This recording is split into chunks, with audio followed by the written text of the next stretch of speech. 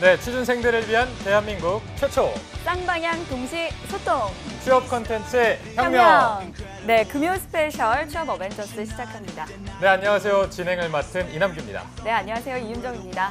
네, 취업 콘텐츠의 정석인 저희 한국직업방송과 대한민국 대표 취업 포털 잡코리아가 만났습니다. 지난주 금요일에 정말 뜨거운 반응을 보여줬죠? 네, 맞습니다.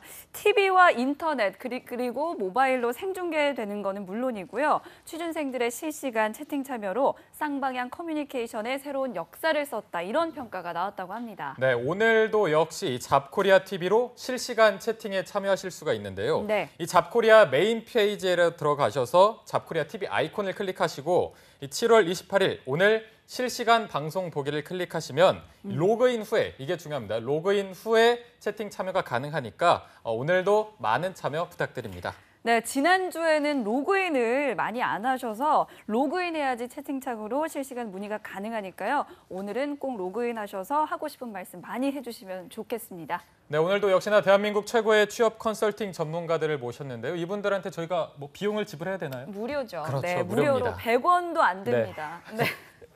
네, 최고의 정말 100원도 안 되는 취업 컨설팅 전문가들에게 무료로 받을 수 있는 기회 정말 흔치 않으니까 오늘도 네. 꼭 들어오시고요. 오늘도 채팅에 많은 참여 부탁드립니다. 네, 한국직업방송과 그리고 잡코리아가 대한민국 최고의 취업 컨설턴트들과 함께 취준생 여러분들 하반기 공채 합격 필승 전략 세워드리겠습니다. 잡정보센터 금요 스페셜 어벤져스 특집 지금 바로 출발합니다. 네.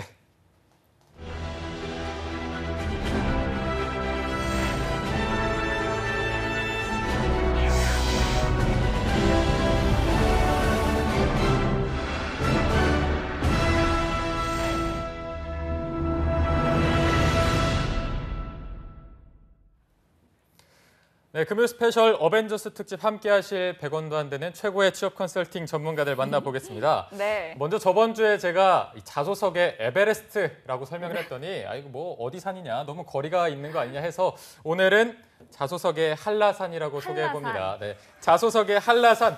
죄송합니다. 위포트의 조민혁 강사님 모셨습니다. 안녕하세요. 어서 오세요. 이제 하다 갖다 보셨으니까 아니, 한라산 좀 내려간 거 아닌가요? 한라산 개인적으로 좋아합니다. 한라산. 아, 좋아하나요? 네, 한라산을 소주 한라산. 네, 개인적으로 굉장히 좋아하니까요. 작가님께 감사드리도록 하겠습니다. 네. 아니 근데 민혁 쌤이 이렇게 잡정보센터에서 자주 잡정보센터니까 자주 뵙는 거지 네. 만나기 힘든 분 아니신가요? 그렇죠.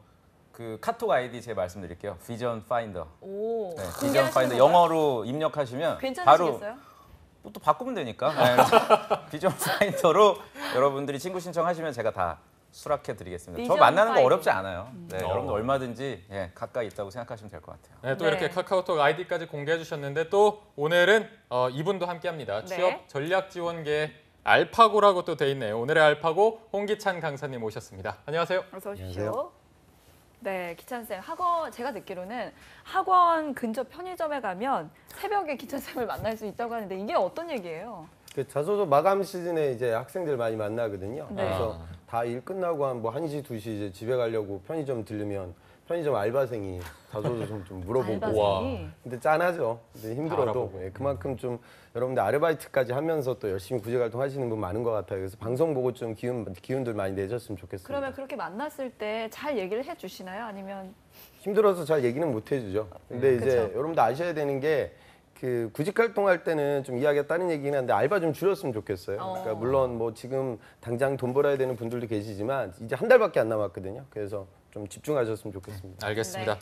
오늘 알파고와 한라산과 함께 오늘 방송 해보도록 하겠습니다. 네. 자, 여러분 똑같이 준비했는데 누구는 붙고 또 누구는 떨어지지 않습니까? 그러니까 네, 대체 왜 내가 뭐가 부족해서라는 생각이 들 것 같습니다. 네, 이런 생각하면 정말 잠 못 들면서 이불킥만 하실 텐데 그렇다고 뭐 누구한테 화풀이 할 수도 없고 누구한테 뭐 취업 좀 시켜달라고 부탁도 할 수 없는 상황이실 것 같아요. 네, 합격자 스펙들을 아무리 들여다봐도 풀리지 않던 궁금증을 오늘 저희가 속 시원하게 해결해 드리겠습니다.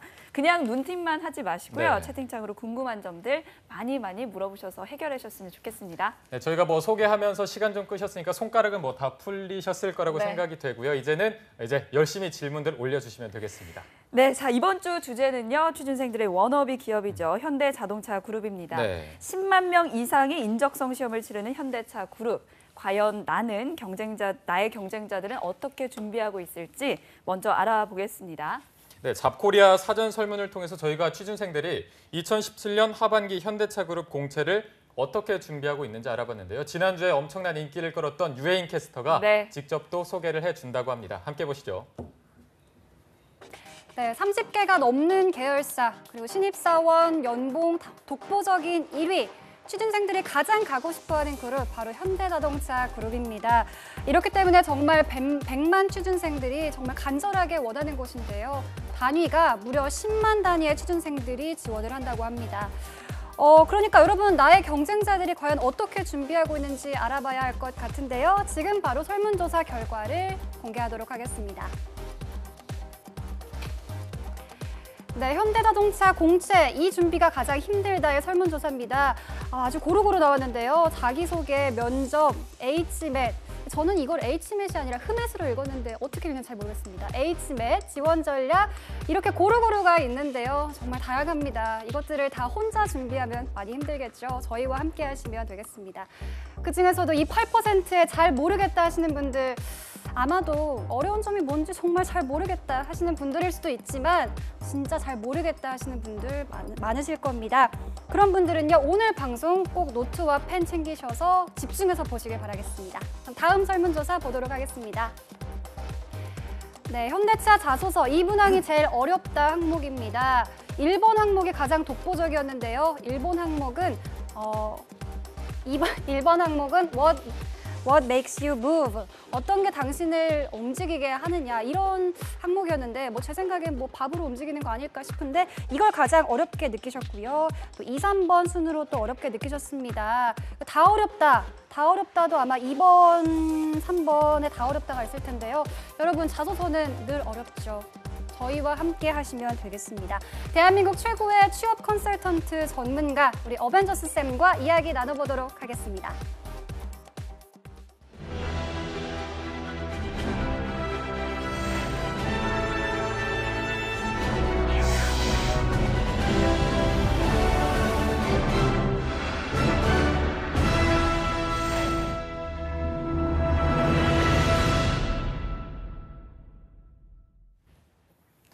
네, 또 유해인 캐스터가 잘 정리해서 전해줬는데 지난주 삼성그룹 공채와는 약간은 다른 것 같습니다. 네. 삼성그룹 같은 경우에는 지원 전략을 궁금해하는 분들이 많았는데 현대차 같은 경우는 각 전형별 준비로 취준생들이 조금 바쁜 기분이에요. 민혁 쌤 어떻습니까?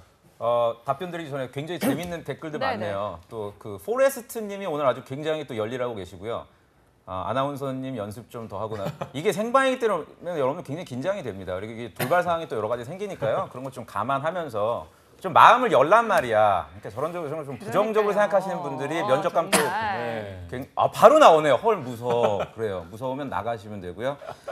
자, 그 삼성 같은 경우에 원스톱으로 면접이 진행이 됩니다. 이제 그러다 보니까 저희가 지난 시간에 대화 나눴던 것들이 굉장히 중요하고요. 현대차는 이제 차차 저희가 대화를 나누겠지만 면접 전형을 계속 바꿔요. 그러니까 이번에 1차 전형 같은 경우에도 그 구조화 면접 안에 상황 면접을 또 포함을 시켜서 사실 이건 저도 몰랐거든요. 네. 이번에 새롭게 추가가 될지를. 그래서 계속 면접 유형이 바뀌다 보니까 아까 전에 유해인 캐스터께서 읽어주신 대로 구직자분들이 어떤 심리적으로 불안한 마음이 클 수밖에 없어요. 대비를 제대로 할 수 있을지 말지. 그리고 아까 자기소개서 항목이 많이 어렵다고 했는데 자소서 항목 같은 경우에도 사실 항목 자체는 어렵지가 않은데 정말 가고 싶은 회사다 보니까 구직자들이 좀 심리적으로 느끼는 압박이 좀 심하지 않나 좀 그런 생각이 들어서 객관적으로 봤을 때 다른 회사랑 크게 다를 바가 없는 회사니까 너무 긴장하지 않으셨으면 좋을 것 같습니다. 네, 근데 설문조사 결과를 보면요. 현대차는 크게 전형이 변화가 없을 것 같다고들 이렇게 생각하는 것 같습니다. 미리미리 준비하는 친구들도 있을 거고요. 그리고 재수, 삼수하는 친구들도 있을 테니까 그런 것 같은데 어떻게 보시나요, 기찬 쌤? 실제로 보시면 과거의 삼성은 계열사들 중에 한 가지를 선택해야 되거든요. 그래서 그래서 고민들이 되게 많아요. 그러면 삼성전자를 쓰는 친구들도 CIM 무선 사업부를 쓸 거냐, 뭐 빅메모리를 쓸 거냐, 메모리를 쓸 거냐 이런 고민들이 많은데 현대자동차 같은 경우는 이제 복수 지원이 가능하니까 현대자동차 쓰는 친구들이 대부분 기아자동차, 모비스, 위아, 뭐 다이모스 다 쓰거든요. 그러니까 뭐 그런 고민은 사실 좀 많지는 않고요. 그러니까 자소서 관련된 부분, 그러니까 서류가 삼성 같은 경우에는 이공계들 어느 정도 올라가면 거의 다 붙는데 현대자동차는 붙기가 어렵거든요. 그러니까 상대적으로 이 친구들이 계열사 어떤 전략보다는 자소서를 어떻게 쓸까 이런 부분에 더 많이 집중을 하고 있는 것 같습니다. 네. 그리고 저희가 아까 잠깐 봤던 질문 중에 하나 먼저 시작하고 본격적으로 얘기를 해볼 텐데 뭐 현대차랑 기아차 뭐 자소서가 많이 다른가 아니면 뭐 동시에 준비할 수 있나 뭐 이런 문제가 있었습니다. 뭐 이런 거에 대해서는 어떻게 대답해 줄 수 있을까요? 그 자기소개서 항목이 달라요. 네, 자기소개서 항목이 이제 기아자동차 같은 경우에도 지금 제가 얼핏 떠올리기에 1번 항목은 본인이 왜 기아인으로서 적합하다고 생각하는가.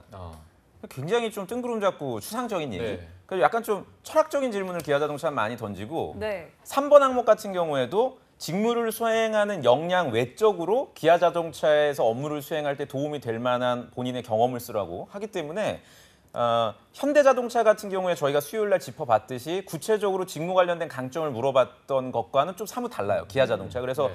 기아자동차, 현대자동차를 동시에 물론 여러분들 준비를 하시겠지만 자소서에 정리할 경험이라든지 내용들은 좀 구별을 여러분들이 하셔야 될 필요가 있다라고 다르다. 좀 말씀드리고 싶어요. 네. 뭐 기찬 쌤도 한 말씀 해주시죠. 그러니까 현대자동차 자소서 항목 보면은 뭐 1번이 무엇이 너를 움직이게 하냐. 그러니까 인성적인 역량 하나 쓰라고 하고요. 그다음에 왜 현대자동차에 지원하냐 쓰라고 하고 해당 직무를 수행하기 위한 무슨 노력이 있었냐. 직무적인 역량. 그러니까 어찌 보면 되게 심플해요. 그러니까 인성적인 너의 가장 강한 강점을 한번 물어보고 그다음에 왜 그 수많은 기업 중에 현대자동차냐. 연봉이 6천이라서 쓴 여러분들에게 이제 그런 이유를 물어보고요. 그다음에 그 직무와 관련된 역량들은 뭐 다른 자소서 항목에도 모두 다 나오고 있죠. 그래서 글쎄요. 그러니까 아마 계열사들마다 직무가 좀 바뀔 때가 있을 거예요. 그러니까 이공계들이라고 하면 현대자동차 파워트레인 연구개발 들어가기가 너무나 어려우니까 현대자동차 플란트직을 많이 쓰거든요. 그런데 또 그런 친구들이 기계과나 전자과 친구들이 모비스라든가 뭐 오트론 뭐 이런 데는 또 연구개발을 써요. 그러면 이제 타겟 직무들이 바뀌게 되겠죠. 네. 그러면 들어가는 내용들의 전 컨텐츠도 좀 그때그때 상황에 맞춰서 내가 지원하는 계열사의 주 사업과 서비스에 맞춰서 상황이 변경된다. 그렇게 보시는 게 좋을 것 같습니다. 네, 그리고 질문 하나 더 보겠습니다. 모비스와 또 그리고 현대차를 준비하려고 하는데 인적성 일정이 겹쳤다. 그러면은 뭐 둘 다 어느 것을 더 선택을 해야 되냐, 둘 다 좋은데 어떻게 해야 되냐 이런 걱정이었어요. 굉장히 바보 같은 질문이에요. 네, 이건 아까 포레스트님이신 것 같은데 네. 이공계신 것 같아요. 이 전공까지 본인이 좀 얘기를 해준다면 제가 좀 조언을 드릴 수 있을 것 같고요. 당연히 많이 뽑는 규모로 봤을 때 현대자동차가 많이 뽑겠죠. 하지만 경쟁률은 비슷비슷할 거예요. 모비스도 그렇고. 그리고 만약에 내가 IT 직무라면은 모비스 같은 경우에는 삼성 SDS라든지 전자처럼 코딩 시험이 또 별도로 마련이 돼 있어요. 그리고 그 난이도가 굉장히 높습니다. 그래서 내가 어떤 강점이 있느냐에 따라서 모비스를 지원할지 현대자동차를 지원할지를 좀 전략을 삼으셔야 되고요. 제 개인적으로 느끼기에는 현대자동차가 면접의 압박의 강도는 덜해요.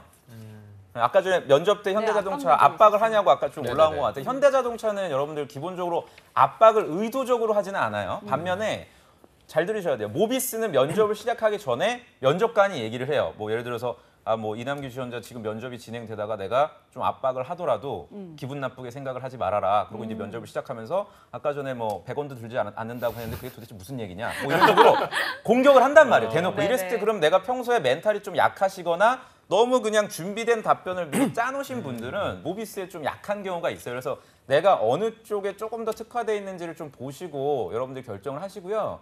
지금 저희가 조언 드리는 게 이게 쌍방향 소통이 안 되잖아요. 그러니까 제가 이렇게 조언을 드렸을 때 또 궁금하신 점이 있으면 댓글로 계속 여러분들이 좀 문의를 주시면 더 원활하게 진행이 될 것 같습니다. 네. 자, 그리고 현대차 같은 경우에는 뭐 재수해도 뭐 삼수해도 합격할 수 있을지 이런 질문이 있는데 뭐 상관 있습니까? 합격할 수 있나요? 그러니까 지금 현차 같은 경우에는 제 합격자들을 봐도 자동차 업계에서의 경력을 굉장히 많이 갖고 취업하는 친구들이 많아요. 제 예전 합격자인데 이 친구도 한국기술교육대학교 나왔고요. 근데 여기가 뭐 프로젝트는 굉장히 좋은 걸 많이 해요. 전공이 기계과였고 학점은 뭐 3점 중반, 3.5 정도 되고 토스도 한 6급, 그다음에 토익도 한 800 후반대. 그러니까 지금 아주 일반적인 스펙이거든요. 그러니까 삼성이라고 하면은 뭐 설비직도 그냥 도전이 충분히 가능한 친구인데 네. 현처 연구 개발을 갔어요. 그러니까 이 친구도 뭐 자동차 밴더 업계에서 인턴 경험이 상당히 길었거든요. 한 1년 정도. 그러니까 그런 부분들에 대한 강점을 보죠. 그러니까 자동차 회사들은 여러분 이렇게 보시면 돼요. LG전자 VC 사업부에서 내가 경력이 3년이라 하더라도 그거 다 버리고 현대자동차 들어가도 연봉이 훨씬 더 높아요. 그러니까 요즘은 올드루키들이 굉장히 많이 나오고 있거든요. 그런 부분들을 좀 고려해야 될 것 같고 계열사 선정 같은 경우는 아까 나왔던 그 질문인데 그러니까 삼성 같은 경우에는 여러분들 한 가지 계열사를 선택하지만 현차는 여러분들이 쓰고 행복한 일이지만 이제 여러분들이 서류를 많이 붙으면 HMAT 시험을 볼 때 여러분들 계열사를 선택을 해야 돼요.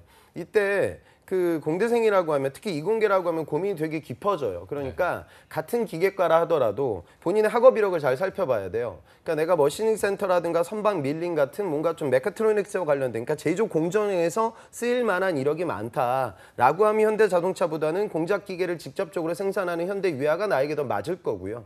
내가 소프트웨어를 했던 친구들인데 인베디드 쪽으로 많이 진행을 했던 친구들은 지금 선호도가 가장 현대자동차 부품 계열사가 현대오트론이거든요. 그 이유는 여기가 이제 전장 산업의 OS가 앞으로 발전할 거라는 걸 구직자들이 알고 많이 도전을 해요. 그러니까 그런 친구들은 거기를 가는 거고 그게 아니라 내가 시스템이나 데이터베이스 쪽으로 많이 했다. 이런 친구들은 현대 오토에버를 또 써야 되거든요. 그러니까 자기의 그 이력들을 정확하게 보고 계열사가 30개 정도 되니까 그 네. 계열사들 중에 나의 과거 프로젝트와 가장 연결고리가 될 만한 그런 계열사. 왜냐하면 어느 하나 계열사라고 해서 쉽지는 않아요, 사실. 그러니까 그런 부분들에 대한 고민이 좀 면밀하게 이루어져야 될 것 같습니다. 네. 네. 저희가 아까부터 뭐 채팅창을 보고 있는데 아까 민혁 쌤이 대답을 해드렸던 뭐 현대차, 기아차 자소서 항목 다르냐 이런 질문도 있었고요. 자소서 관련한 게 계속해서 올라오고 있습니다. 지금 저희가 채팅창에 자소서 관련해서 쓰시면 이 부분을 집중적으로 해결해 드릴 테니까 지금 바로바로 올려주시면 되겠습니다. 네, 이런 경험을 써도 되냐, 아니면 이런 단어도 써도 되냐, 아니면 뭐 소제목도 되냐 이런 거 지금 물어보시면 1대1로 저희가 무료 컨설팅 효과 제대로 누리시는 거니까요. 손가락 준비해 주시고 질문해 주시면 될 것 같습니다. 자, 그렇다면 먼저 1번 항목부터 한번 살펴보겠습니다. 작성 팁 좀 알려주시죠, 민혁 쌤. 수요일 날 충분히 말씀을 좀 드렸던 것 같아서 제가 최대한 좀 중복되지 않은 내용을 한 가지 더 팁을 좀 드리자면 공감할 수 있어야 된다고 좀 말씀을 드리고 싶어요. 그러니까 경험 위주로 제가 수요일 날 지금 영상 보시는 분들 중에 저희 수요일 현대자동차 그 자소서 항목 다뤘던 그 방송을 보지 않으셨던 분들은 다시 한번 꼭 리뷰를 해주시고요.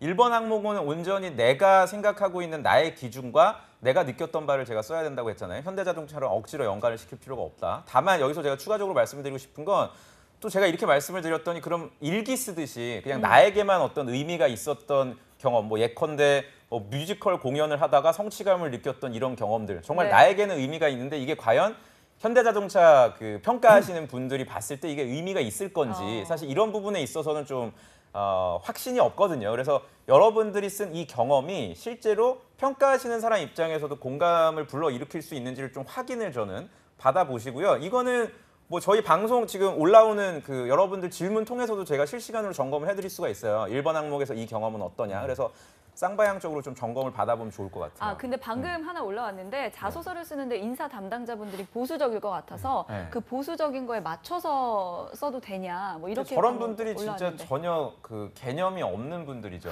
그러니까 인사 담당자 분들이 보수적이라는 거는 그거는 뭐 근거가 없어요.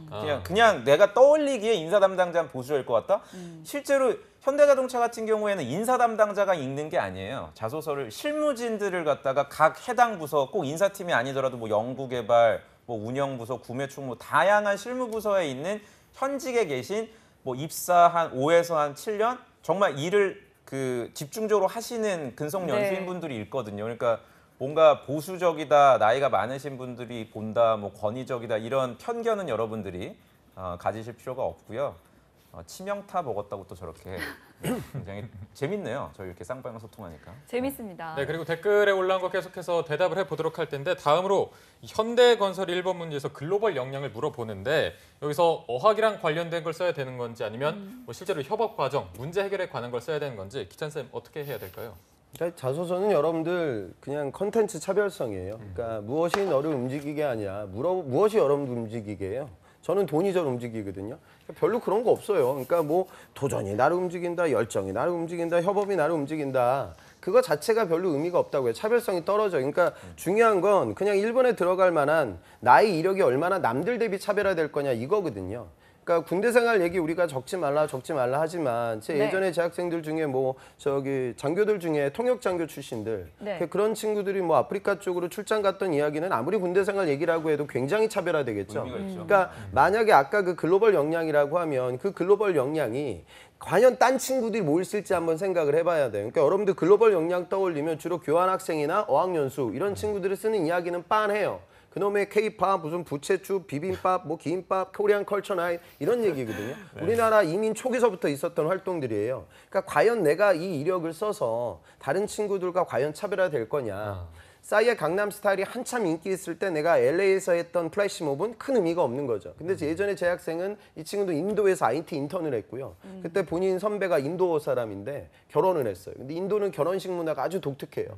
그 결혼식장에서 내가 췄던 강남스타일의 말춤은 쓸 수 있는 거죠. 그러니까 중요한 건 과연 글로벌 관련된 이야기를 쓸 때 글로벌이라는 초점도 물론 어느 정도 활용을 해야겠지만 내가 서술되는 내용이 내 친구 철수는 뭐라고 쓸까? 그럼 나는 어떻게 써야지 좀 차별화될까? 이런 고민들이 사실은 더 중요해요. 그러니까 그런 부분에 좀 포커스를 맞춰서 기재를 해야 돼요. 근데 문제는 이제 나는 그런 특수 경험이 없다. 이런 친구들이 있죠. 근데 문과 학생들 중에 그런 특수 경험이 없으면 현대자동차는 못 갈 거예요. 현실적으로 굉장히 난이도가 높거든요. 그러니까 그런 현실적인 부분들을 고려하셨으면 좋겠습니다.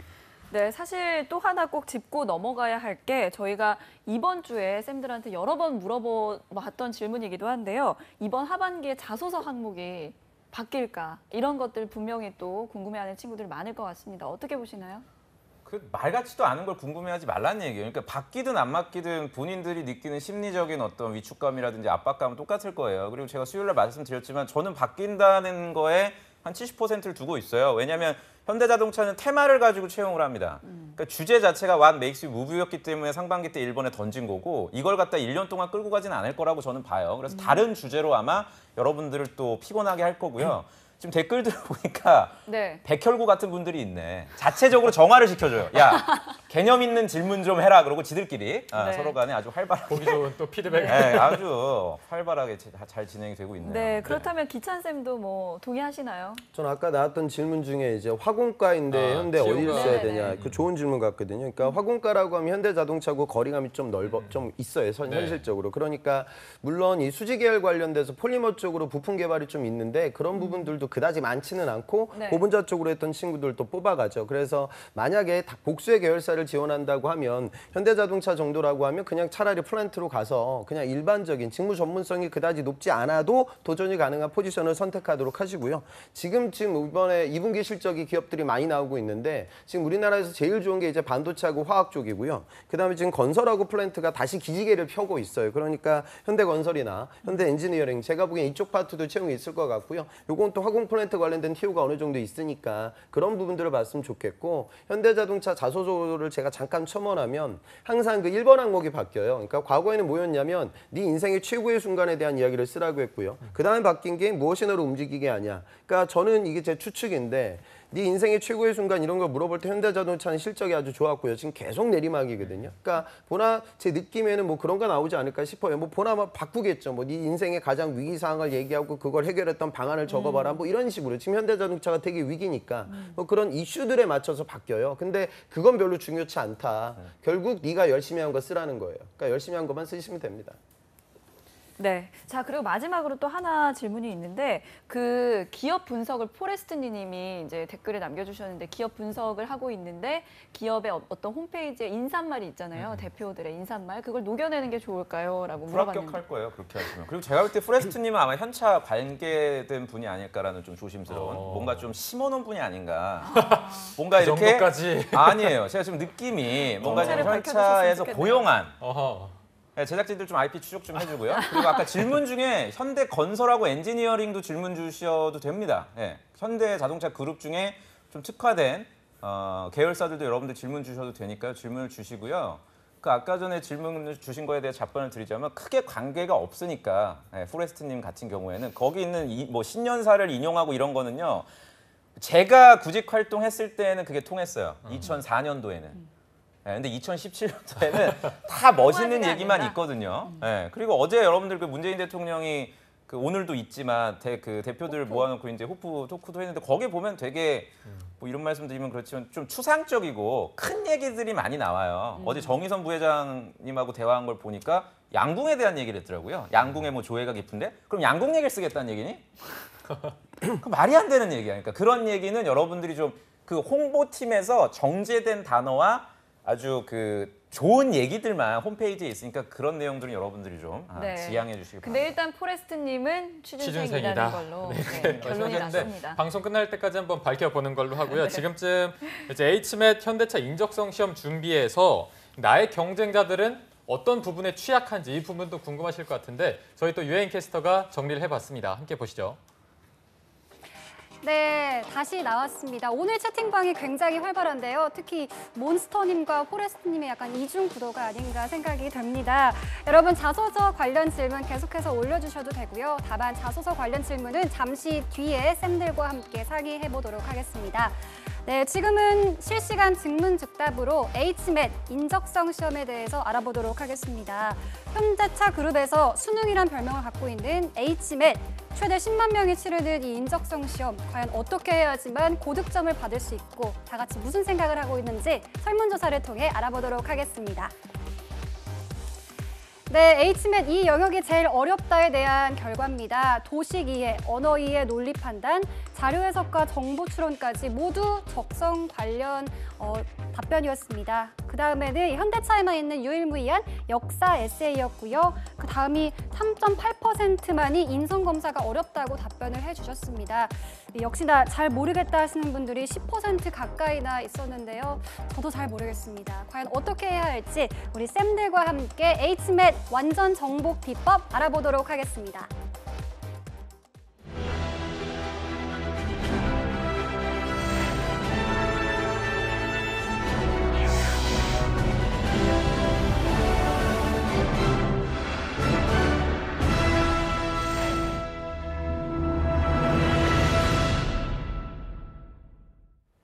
네, 지금 실시간 채팅 참여하고 계신 분들 현대차 인적성 시험 합격 비법을 알아보면서 여러분들의 질문을 바로바로 즉답해 드리겠습니다. 네. 자, 민혁 쌤 일단 뭐가 어려운지 모르겠다. 거의 10%입니다. 어떻게 보세요, 이거는? 뭐 어떻게 보다 마나 뭐 가족들 초대한 겁니까? 뭐 왜 이렇게 이쁨? 난 이윤정 아나운서님이 제일 이쁘다고. 또 아까 뭐 본인이 뭐 심어놓으신 것 같은데요. 네. 방송의 아까 어떤 뭐 묘미인 것 열심히 같네요. 치는 것 이런 것들이. 저는 아닙니다. 아 그렇군요. 네, 아주 재밌는 방송. 감사합니다. 저도 사실 굉장히 K. 당황스러워요. 저런 게 올라오면 그냥 훅 들어옵니다. 네. 많이 캐스터님은 올려주세요. 또 귀염이 또 이렇게 네. 있는데 자. 씁쓸하네요. 그 인적성 시험 같은 경우에는 여러분들 그 제가 이제 방송 들어오기 전에 합격하신 분들한테 좀 여쭤봤어요. 영역별로 몇 개 정도를 좀 풀었냐. 아마 네. 이런 것들 학생들이 좀 관심이 있을 것 같아서 제가 수요일 날 방송할 때는 뭐 정확도가 더 중요하다 이런 말씀도 했는데 사실상 근데 합격하는 분들한테 제가 여쭤보니까 그 영역별로 한 20문제 정도가 되는데 그중에 최소한 한 12개 이상 많이 푸신 분들은 뭐 15개 그리고 정확도도 당연히 높았겠죠. 그래서 사실 여러분들이 좀 오해하지 않으셨으면 좋겠어요. 뭐 지금 여러분들이 방학이기 때문에 잘 모르고 어떤 걸 대비해야 될지 모르겠지만 일단은 인적성에 있어서 정확도 못지않게 합격하신 분들은 또 양쪽으로도 많이 풀었기 때문에 이 부분에 대한 연습이 좀 필수가 되지 않을까. 일단 인적성이 합격이 돼야 그다음에 뭐 구조화 면접이라든지 임원 그렇죠. 면접을 여러분들이 대비할 수 네. 있을 거라고 판단이 됩니다. 자, 그리고 HMET 뭐 안 풀어본 친구들이 있을까 모르겠는데 안 풀어본 친구들도 있을 겁니다. 그렇다면 기찬 쌤 이게 지금부터 하면 늦나요? 아니면 포기를 해야 되는 건지? 우선 아셔야 되는 게 지금 현대자동차 채용 규모가 발표가 안 되고 있는데 아마 이번에 발표 안 할 거예요. 지금 상황 되게 최악이라서 많이 안 뽑거든요. 그러니까 네. 지금 통상 맥스로 뽑을 때 그룹 토탈 한 4천 정도 뽑았고요. 지금 추정치가 제가 언론 보도들을 보니까 약 한 3천 정도를 예상하고 있어요. 이번에 삼성전자가 5천 뽑고요. 현대자동차 그룹이 3천 정도 뽑아요. 그러니까 무슨 소리냐면 내가 여러분들이 HMAT 시험장에 갈 수 있는 확률이 그다지 높지 않아요. 그러니까 지금 공부를 할 때 어떻게 생각하셔야 되냐면 현대자동차의 언어 이해와 지사에 나오는 언어 파트는 큰 차이가 없습니다. 그다음에 현대자동차 논리 판단과 삼성의 지금 추리 영역을 봐도 그다지 큰 차이는 없고 삼성의 범주가 더 넓어요. 그다음에 지금 도시기계 같은 경우에는 이쪽 파트가 상반기에는 공간 지각으로 나오고 하반기 때 도시기계로 파트가 변경되는데 이 도시기계 파트도 삼성의 추리 영역과 그다지 큰 차이가 없어요.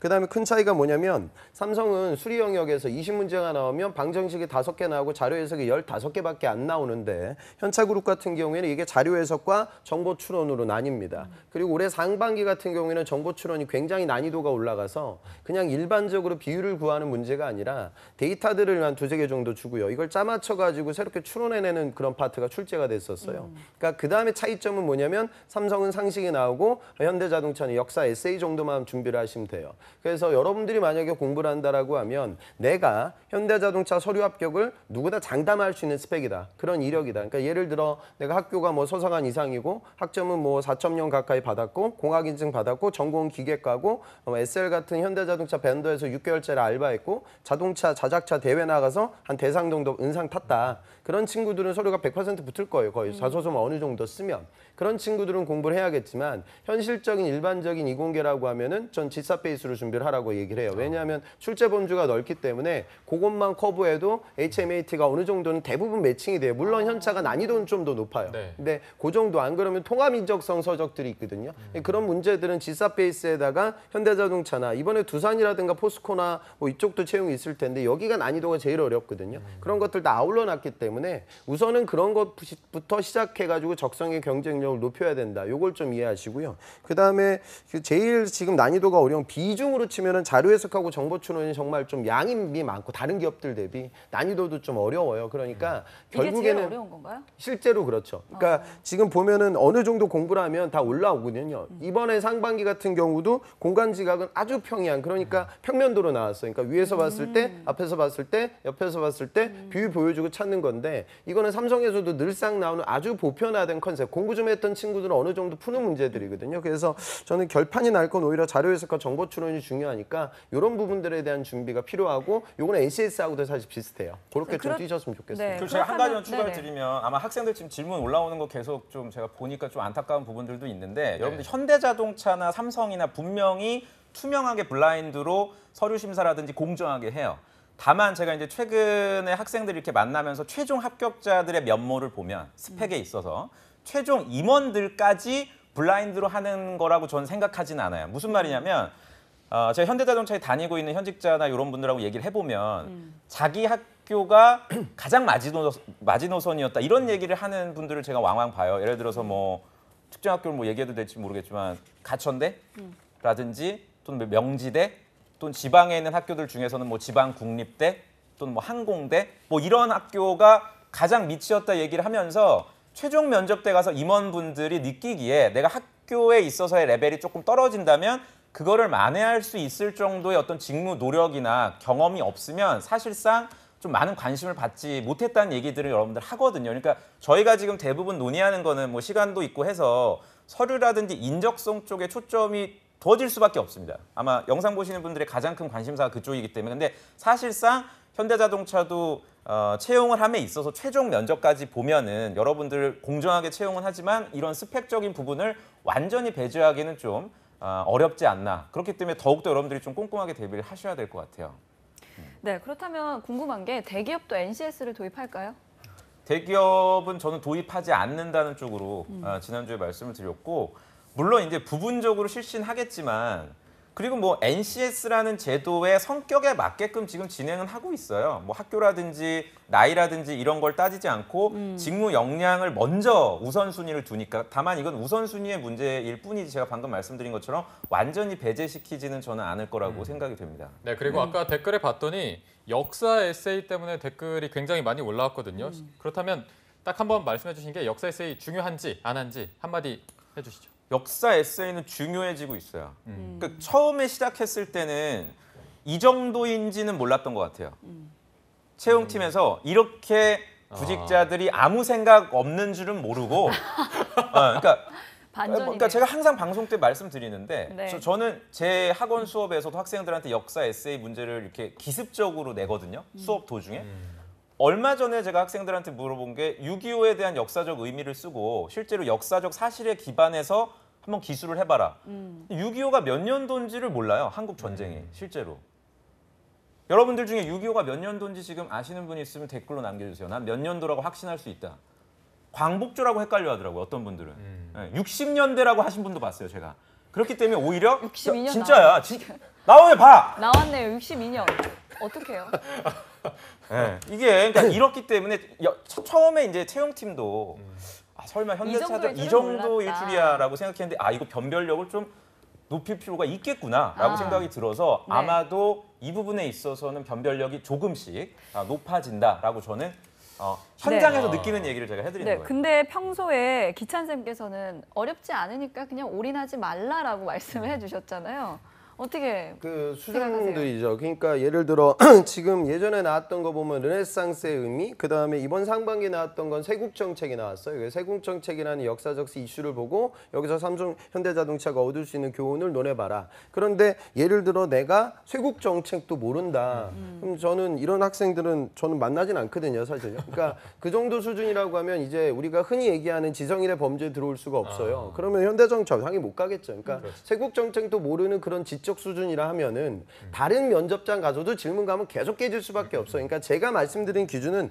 이 정도는 아시거든요. 르네상스하고 세국 정책 정도는 안다고 가정하고 말씀을 드리는 거고, 근데 중요하지 않다고 말씀드리는 건 뭐냐면 대부분의 이 지금 역사 에세이는요, 그 팩트가 되게 쉽게 나와요. 이 정도 수준이면. 그러니까 그 팩트만 그냥 기술해가지고 별로 차별화가 안 돼요. 그러니까 결국에는 그것과 현차 아니면 그것과 미래 현차를 연결짓는 작업이거든요. 그러니까 역사 에세이는 따로 준비할 필요가 없는 이유는 뭐냐면 현대자동차 정도 갈 생각이 있다라고 하면 다른 기업들도 쓰고요. 다른 기업들은 지금 인적성이 역사 문제가 많이 나와요. SK도 나오고 GS도 나오고 CJ도 나오고 삼성도 나오니까 그 정도 수준으로, 그러니까 한국사 자격증이라고 하면 중학교 수준, 그러니까 3급하고 4급 정도는 나오거든요.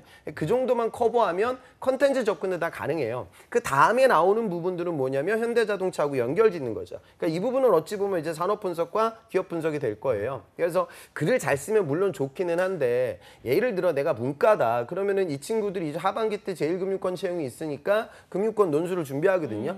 그런 친구들은 논술 준비를 하지만 또 여러분들 중에 방송 듣는 이공계들 중에 야 나는 이거 진짜 못하니까 지금서부터 무슨 뭐 논술 책을 봐야겠다. 그건 아니란 말이죠. 그러니까 그거보다 더 중요한 건 그냥 적성 자체 경쟁력을 끌어올리는 작업이 더 중요하다. 그렇게 좀 나눠서 생각하셨으면 좋겠습니다. 역사관 얘기가 나왔으니까 제가 한 가지만 첨언을 드리면 네. 그 포스코에서도 그 면접 대기하는 시간 동안에 태극기를 그리라고 했습니다. 구직자들에게. 근데 이것도 절반 이상이 그리질 못해요. 네. 이걸 뭐 이쪽이 3변인지 이쪽이 6변 이거를 아예 전혀 구분을 못하는 친구들도 구직자 중에 꽤 나온다고 알고 있으니까요. 여러분들이 역사를 위한 또 시간을 투자해서 현대자동차 에세이, 역사 에세이를 쓰기 위해서 또 한국사 자격증을 따고 이런 노력은 여러분들 절대 하지 마시길 바라요. 일단 뭐 선생님들 말씀을 정리를 해보면 뭐 아무것도 없는 수준에서 뭐 이게 중요해요, 이게 어려워, 이거 나와 이렇게 물어보는 게 아니라 어느 정도 기본 지식은 다 갖고 있는 상태에서 그거를 말씀하시는 거니까 그 정도 지식은 있는 상태에서 준비를 해야 될지 말아야 될지 이런 걸 조금 정리를 하셔야 될 것 같습니다. 네. 자, 그리고요. 또 이제 인사 담당자 출신이시니까 민혁 쌤께서 역사 에세이를 실시하는 현대차 담당 직원들의 어떤 마음을 헤아려 보신다면 왜 역사 에세이를 내는 걸까요? 그 시간 버는 것도 있어요, 사실. 네, 그리고 약간 보여주기식도 있어요. 굉장히 좋은 질문이신데, 그러니까 지금 보면은, 그러니까 채용팀에 저는 한마디 좀 드리고 싶은 게, 물론 이제 당신들도 회사에서 돈을 받고 일하는 입장이니까 뭔가 일을 한다는 걸 위해 상무님이나 전무님한테 보여줘야 되겠죠. 근데 좀 너무 심하지 않나, 최근 들어서. 예를 들어서 뭐 그 SK 같은 경우에 이제 바이킹형 이제 채용을 하잖아요. 그러니까 이제 롯데에서는 또 스펙테클인가 또 말 이상한 것도 하나 만들어가지고 또 보고를 했겠죠. 야, 우리는 왜 이런 탈스펙 채용을 안 하냐? 그러니까 또 위에 또 보고를 하고 포스코에서는 또 얼마 전에 또 합격자 발표한 챌린지 인턴십을 하고 이런 식으로 우후죽순식으로 물론 취지야 좋지만 구직자들의 어떤 절실함을 좀 헤아리지 못하지 않나라는 좀 저는 안타까움이 있어서 역사 에세이라든지 이런 부분에 대해서 저는 명확하게 가이드라인을 실제 채용 담당자가 주시는 게 저는 좋을 것 같아요. 뭐 예를 들어서 예전에 국민은행 같은 경우에는 인문학적 소양을 물어보니까 한 50권 정도의 책을 오픈을 했어요. 이 범위 내에서 책을 읽었다면 우리가 가산점을 줄 거라고. 그러니까 역사관에 있어서도 좀 몇 가지 대표적인 사례들을 샘플로 준다면 구직자들 간의 어떤 혼란 이런 거를 좀 없앨 수 있지 않을까, 상쇄시킬 수 있지 않을까 해서 채용팀에게 좀 한마디 드리고 싶었습니다. 네, 그리고 네. 하나가 또 올라온 게 내가 적성 검사를 잘 못 봤습니다. 잘 못 봤는데 역사 에세이를 잘 써서 이 점수가 만회가 가능한지 이것도 있거든요. 한번 대답해 주실까요? 그러니까 결론은 아유, 신경 정말. 끄고요. 뭐 역사학자 뽑는 거 아니니까. 진정하시고요.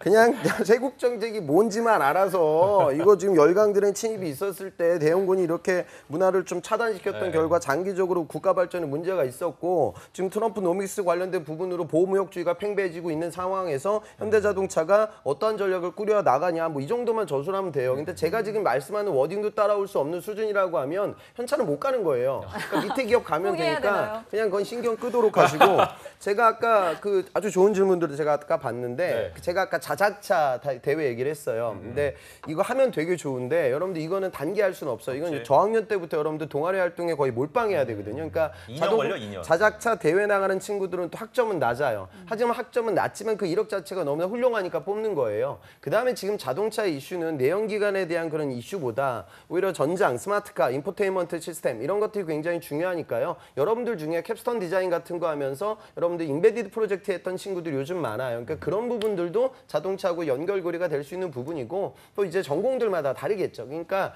공학도라고 하면 현차 그룹은 아시겠지만 대부분의 채용은 이공계예요. 그러니까 근데 공학도로서의 문제 해결 능력을 누가 더 많이 갖고 있냐 이게 취업의 관건이지 괜히 또 그때 공부도 안 했던 친구들이 역사에 너무 매몰되는 것 같으니까 주 줄기를 좀 더 집중하셨으면 좋겠어요. 저희가 너무 지금 이공계 분들 얘기만 한 것 같아서 네네. 문과 분들 네네. 얘기만 짧게 드리면 네네. 문과 같은 경우에는 공채 100명 중에 많아야 20명. 이게 공채 교육받는 기수마다 인원이 조금씩 다르겠지만 평균을 냈을 때 많아야 20명 그리고 평균 10명 미만이라고 보시면 돼요. 굉장히 적은 티오거든요. 그렇기 때문에 뽑는 사람 입장에서는 잘 들으셔야 돼요. 문과분들. 모여봐. 좀 문과분들 모이세요. 그래. 명확하게 다른 지원자 대비해서 탁월한 강점이 있지 않은 이상은 합격되기 어렵다고 보시면 돼요. 현대자동차. 그럼 그 탁월한 강점이 뭐냐? 어학적인 측면 또는 학교적인 측면 또는 해외 거주를 굉장히 오래 했다라든지 또는 아르바이트 경험이 엄청나게 많다라든지 또는 자동차에 대해서 내가 저학년 때부터 꾸준하게 관심이 있었다라든지 이런 좀 다른 사람보다 명확하게 특화된 점이 있어야 채용이 되지 그냥 어설프게 이런 분들이 있더라고요. 토익은 935, 토스 7, 신HSK 6급 이 정도는 다른 지원자하고 거의 비슷한 수준이에요. 문과분들 중에. 근데 또 내가 어학 점수를 또 높이라고 하니까 HSK를 6급을 또 따기 위해서 또 2달 동안을 열심히 해서 현대자동차를 간다 이런 좀 무리한 계획과 현실적이지 못한 노력은 여러분들이 하지 않으셨으면 좋겠고요. 제가 제일 싫어하는 말이 문송합니다예요. 그거는 회사 입장에서 어쩔 수 없는 선택이에요. 문과를 싫어하는 게 아니고요. 네. 예전에는 문과를 많이 뽑았던 시대가 있었거든요. 그리고 아직 문과 채용이 활발한 회사들이 있어요. 저희가 앞으로 하게 될 뭐 CJ라든지 공기업. 그러니까 문과라는 부분에 대해서 여러분들이 저는 자격지심이라든지 어떤 패배의식 갖지 않으셨으면 좋을 것 같아요. 네. 네, 아까 얘기 나왔던 포레스트님은 제가 봤을 때는 문과생인 것 같다는 생각이 드는데요. 어쨌든 지금 한 42분 정도가 지나가고 있습니다. 유엔 캐스터 불러서 현재 채팅창의 분위기는 어떤지 한번 살펴보겠습니다. 네. 유엔 캐스터. 네, 유혜인입니다. 지금 채팅방이 굉장히 활발한데요. 해외 경험이라는 게 구체적으로 뭐지, 어느 정도의 수준인지 좀 추상적인 부분이 있어서 많이 궁금해하고 계신데요. 굉장히 채팅방의 인기가 뜨겁습니다. 특히 오늘은 이남규 아나운서의 인기도 굉장히 뜨거운데요. 현대차 공채를 준비하면서 면접에서 가장 어려웠던 부분은 무엇이었을까요? 저희가 설문조사를 또 한번 준비했거든요. 바로 경쟁자의 취약점이 될 수도 있는 면접에서의 약점, 설문조사 결과 공개하겠습니다.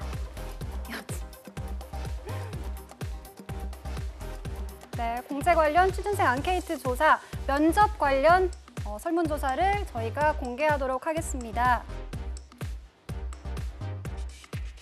과연 어떤 면접이 가장 어려운지 압도적인 1위가 나왔습니다. 바로 영어 면접인데요. 그렇죠. 저희가 한국말 하기도 이렇게 어려운데 영어까지 하라니 참 너무나 힘듭니다. 또 다 어렵다가 20% 가까이, 또 핵심 역량 면접이 15.6%까지 나왔습니다. 그런데 여러분들이 가장 어려워하는 게 영어 면접인데 과연 현대차에서 영어 면접을 정말 그렇게 중요하게 생각을 할까요? 모르는 바죠. 경쟁자들의 싸움에서 최후의 일격을 날릴 수 있는 면접 전형은 다른 거일 수도 있습니다. 저희 다음 설문조사 보도록 하겠습니다. 현대차 지원 전략 이것이 궁금하다. 정말 압도적인 1위가 나왔습니다. 바로 합격자들의 합격 스펙인데요. 현대차는 합격자의 스펙을 보지 않는다고 그렇게 말은 했는데 정말로 그들의 스펙은 높지 않은 건지, 나와 비교해서 어떤지 많이들 궁금해하실 겁니다. 그리고 재지원 시의 필터링 여부, 또 나이 제한이 정말 없는지 등의 순으로 많은 분들이 궁금해하셨습니다. 여러분들이 애타게 궁금해하시는 내용들 잠시 후 스튜디오에서 공개합니다.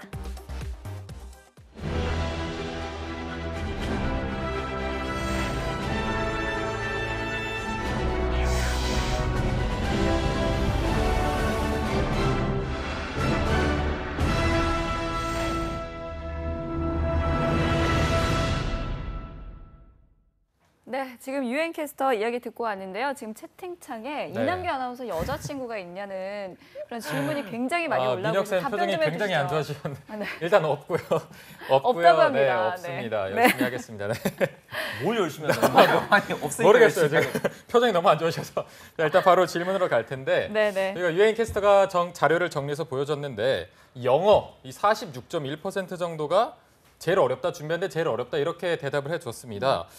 이점에서 궁금해지는 게 이제 민혁쌤이 대답을 해줄 텐데 민혁쌤 같은 경우는 영어 실력이 어느 정도 되시는지 기습적으로 무슨 한번 맥락이 있나요? 저는 포스코 입사했을 때 영어 시험을 보고 들어갔어요. 구술 평가를. 네네. 그래서 저는 그리고 또 제가 채용팀이니까 제가 입사 성적을 알 수가 있거든요. 저는 100점이었어요. 영어는. 네, 잘하시나 봐요. 저는 또 영어로 공부하는 대학원을 또 졸업을 해서 확인이 안 그렇기 되네요. 때문에 저희가 확인을 할 팩- 수가 없기 때문에. back in 2004. 긴장하실 것 그래서 같은데. 그래서 네. 현대차 같은 경우에는 스파 테스트라는 게 있습니다. SPA라 그래가지고 영어 구술 테스트가 있는데 이 회사 같은 경우는 좀 특이하게 보통 이제 실무진 1차 면접 때 영어 구술 테스트가 있는데 최종 면접 때 있어요. 그만큼 중요하다는 얘기예요. 이게 단순히 그냥 합부를 가르는 정도가 아니라 현대자동차가 또 글로벌 쪽에서 글로벌 분야 해외 지역에서 매출 규모가 많이 일어나고 있기 때문에 해외로 또 가실 가능성이 굉장히 크거든요. 이공계 분들도. 그런데 그러다 보니까 단순히 여러분들이 입사 성적을 위해서 영어 준비를 하실 게 아니라 실제 나는 합격을 하면 영어로 일을 해야 되기 때문에 영어를 정말 내가 좀 이런 말씀 드리면 좀 그렇지만 수준 미달이신 분들은 합격하기가 어려운 경우를 제가 많이 봤거든요. 엔지니어 분들 중에서도 제가 학생들 면모를 보면 합격하는 분들의 그 토익 스피킹이라든지 말하기 점수가 IH라든지 뭐 IM3 이상인 분들이 대다수였어요. 그러니까 지금 영어 점수 높이려고 또 방학 때 막 학원 다니고 이것 때문에 급급한 분들은 다시 한번 현대자동차 입사를 좀 재가해 보실 필요가 있어요. 네. 자, 기찬 쌤은 어느 정도였나요? 궁금하네요, 영어- 갑자기. 저는 영어 진짜 못하거든요. 그러니까 영어 저는, 면접이 있었어요? 저는 영어를 포기하고 나서 제 인생이 바뀐 것 같아요. 그러니까 저는 대한민국에서 성공하기 위해서 많은 사람들이 영어를 버려야 된다고 생각하거든요. 그러니까 물론 그 영어를 갖고 이제 성공하는 사람들도 있겠지만 영어가 뭐 직무의 아주 결정적인 부분이 아니거든요. 그러니까 현대자동차도 마찬가지죠. 그러니까 여러분들 중에 뭐 해외 영업 쓰는 친구들이라고 하면 당연히 잘해야 될 텐데 이공계들은 그렇지 않아요. 그러니까 가는 친구들은 보통 한 6급 정도로 다 뚫어내요.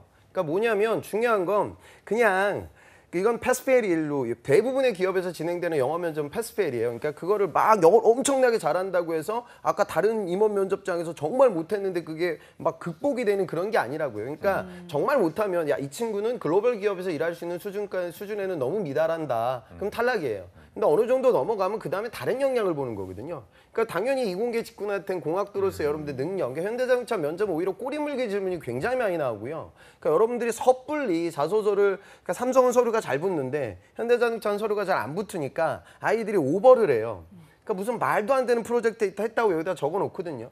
근데 여러분들의 면접관은 대부분 공학 선배들이니까 대충 이거 보면은 이거 보나마나 어디 저 용산에 또 업체에다 맡겨가지고 빵판 사가지고 그냥 대충 했던 프로젝트인데 막 본인이 어마어마하게 한 것처럼 얘기를 해놓으면 나중에 면접장 가서 여러분들 꼬일 때가 더 많아요. 그러니까 영월제가 노후라는 건 아닌데 그게 합격의 결정적인 변수는 아니에요. 그러니까 어느 정도 평상시 이야기하는 연습들은 해보시고 통상적으로 뭐 6급 정도라도 이공계들 들어가니까 내가 그거보다 조금 미진한 친구들이라고 하면 약간의 뭐 평상시 회화 연습을 진행하는 건 필요하겠지만 더 중요한 건 면접 본연의 여러분들의 경쟁력이 될 겁니다. 아 근데 여기에 이제 댓글이 올라왔는데요. 현대건설 같은 경우에는 어학의 필터링이 있나요? 현대건설뿐만이 아니라 모든 회사가 필터링이 있죠. 그러니까 지원 자격 아까 이제 홍트쌤도 말씀을 해주셨지만 지원 자격 점수가 낮은 편은 아니에요. 현차가 이렇게 보면 삼성 같은 경우에는 SDS나 이런 데는 뭐 토스 5 정도를 지원 자격으로 두고 있는데 현대자동차는 현대 계열사들 자체가 좀 그렇지 않기 때문에 네. 그 미만이면은 당연히 서류에서 떨어질 가능성은 저는 굉장히 높고 사실상 떨어진다고 보시면 되고요. 그러니까 기본적인 응시 자격은 여러분들이 반드시 갖춰주셔야 되고 현대건설 질문을 주셨는데 현대건설은 원스톱으로 면접이 끝나요. 바로 그냥 안국동에서 그냥 하루에 면접이 끝나고 엔지니어링 같은 경우도 마찬가지예요. 그만큼 임원분들을 더 빨리 만나볼 수 있기 때문에 1차 면접하고 임원 면접을 여러분들이 동시에 지금부터 좀 타이트하게 준비할 필요가 있습니다. 네, 그리고 댓글이 보이고 있는데 토스 레벨이 6면 6급이면 무난하게 될 듯 이런 댓글이 있습니다. 무난하게 될까요? 그러니까 이공계면 무난하겠죠. 이공계면요 무난하지만 문과 같은 경우에는 사실상 6 가지고는 뭐 무난하다, 안정권이다 이렇게 말씀드리긴 좀 그렇고 정말 문과분들은 영어라든지 이런 걸 잘하세요. 현대자동차에 입사 지금 여러분들 아마 지금 주변에 어떤 사람들이 있는지를 한번 저는 점검해 보시길 바래요. 그러니까 꼭 불합격하고 취업이 안 되는 애들의 주변에 보면 다 너 같은 애들만 있거든요. 본인의 수준 비슷한 애들만. 근데 합격하는 또 무리들을 보면 정말 겸손하게 준비 많이 하시는 분들이 있어요. 예를 들어서 재학생 같은 경우에도 아까 홍기찬 쌤이 얘기해 주셨지만 정말 현대자동차 입사를 위해서가 아니라 자동차를 분해하고 조립하고 이거 자체를 즐겼기 때문에 학점에 있어서는 조금 내가 딸리더라도 동아리 활동이나 이런 자작 동아리를 열심히 했던 경진대에 나갔던 분들이 되게 많아요. 그러니까 그런 분들이 여러분들의 저는 경쟁자라고 생각하셔야지 그냥 하루아침에 뭐 역사관 수립하고 자격증 따고 이래서 올릴 수 있는 그런 좀 임시 방편의 노력으로 뚫을 수 있는 그런 회사가 저는 현대차는 절대 아니다라고 좀 말씀을 드리고 싶고요. 아까 전에 유엔 캐스터가 읽다가 질문 주신 걸 제가 봤는데 해외 경험은 어떤 걸 얘기하냐고 하셨는데 제가 명확하게 정리해 드릴게요. 해외에 무슨 어학 점수를 높이기 위해서 가는 그런 게 아니라 해외에 오랫동안 체류, 최소한 한 10년 또는 짧게는 5년 이상 거주하셨던 이런 분들도 굉장히 많아요. 지금 구직 시장에. 그게 뭐 물론 뭐 여러 가지 사유가 있겠지만 그렇게 체류하게 된 이유가 그러다 보니까 그 현지화된 마인드라든지 어학적인 부분은 당연할 거고요. 그런 분들이 무수히 많습니다. 그래서 채용하는 사람들 입장에서는 그 사람들을 우대하지 않을 이유가 없거든요. 특히 제2외국어 잘하시는 분들도 많고 그러니까 그 정도의 해외 연수 경험을 제가 말씀드렸다 이렇게 정리를 좀 드릴게요. 네, 그리고 한 가지 더 이제 댓글이 올라와 있습니다. 그 자동차 카센터 알바 경험을 자소서로 풀어내면서 그 자동차의 어떤 전문성을 좀 어필하고 싶다라고 했는데 괜찮은 방법일까요? 뭐 당연히 써야 할 방안이죠. 예전에 제 여학생도 그 카센터에서 6개월짜리 무급으로 일했어요. 그리고 이제 정비사, 기능사 자격증도 따고요. 근데 제가 그 학생이 서류가 떨어졌거든요. 근데 왜 그랬냐면 자소서를 잘 못 써서 그래요. 그러니까 이거는 그 1번 항목에 무엇이 너를 움직이게 하냐 여기서 그냥 뻥 터트리고 말아야 되고 여러분들이 방송 보는 분들이 명심하셔야 되는 거 올해 상반기에 현대자동차 1번 항목은 PPT 파일하고 연결짓게 만들었어요. 그러니까 1번을 쓸 때 제일 주의해야 되는 건 뭐냐면 나의 에피소드들 중에 이렇게 시각화시켜서 PPT 파일로 가장 강렬한 인상을 줄 수 있고 또 가장 아주 쉽게 짧은 시간 동안 임팩트 있는 나의 역량을 보여줄 수 있는 에피소드가 1번에 들어가야 돼요. 그러니까 그 친구가 만약에 정비 이력이 있다라고 하면 뭐 증빙할 수 있는 사진이라든가 그때 카센터에서 내가 들어왔던 업무의 과정들이나 오일 갈았던 거 뭐 이런 거 몇 가지 내용들이 들어가면 그냥 그분들 입장에서 얘는 뭐 어떻게 문과 학생인데 자동차의 기계적 메커니즘 이해하기 위해서 이런 노력도 해봤네. 그러면 자동차에 대한 열정은 물론이고 이와 이런 기계적 그리고 기술적인 부분들도 약간 알고 있겠구나라고 그냥 사인을 주는 게 좋잖아요. 근데 이 친구는 과거에 이거를 이거는 직무 역량이야. 영업하는 사람들은 제품 알아야 되니까 이걸 3번 항목으로 녹여냈고 그것도 반으로 잘라가지고 자기 마케팅 공모전 상 탄 거 500자,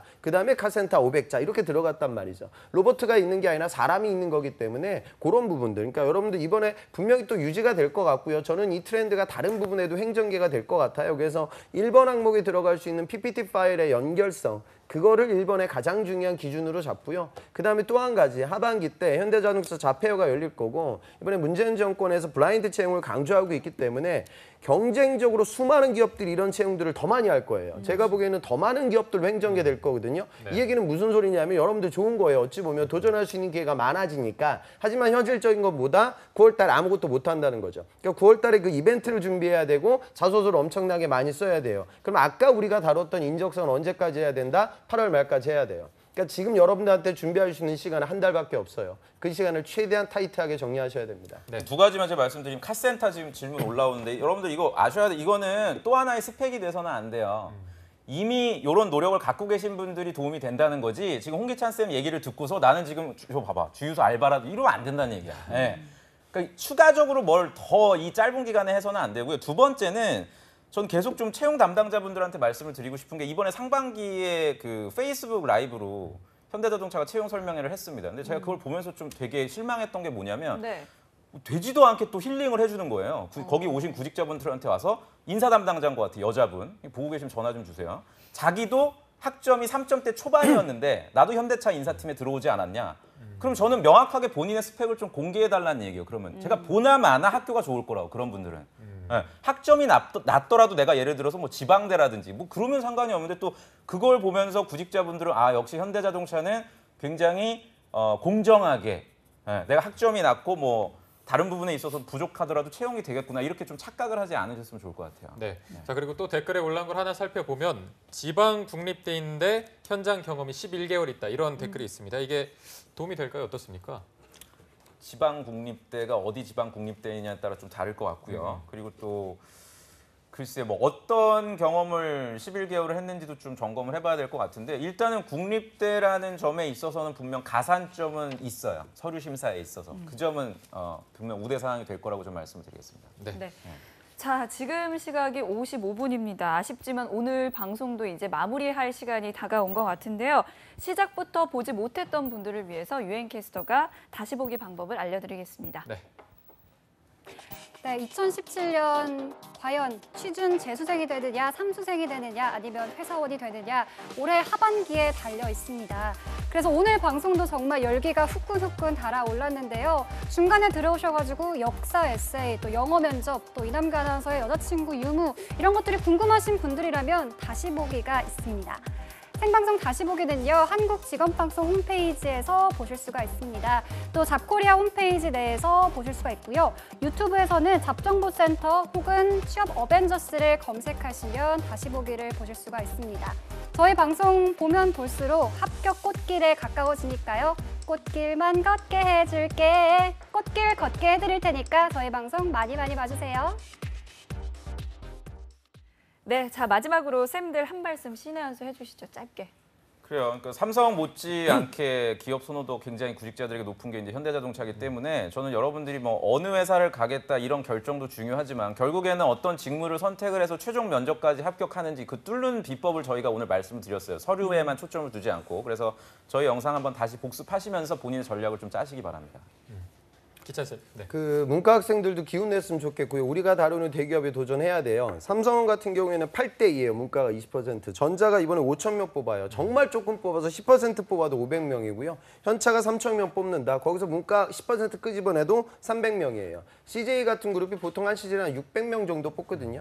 그러니까 이런 큰 기회를 버리지 마시고 여러분들도 전향적으로 도전하고 신문 보면서 자동차 산업이 어떻게 흘러가고 있는지도 느끼시고 8월 말까지 인적성 빨리 셋업 완료해야 된다. 그거 좀 놓치지 마시기 바랍니다. 네, 알겠습니다. 쌤들 오늘 말씀 또 고맙습니다. 맞습니다. 한국직업방송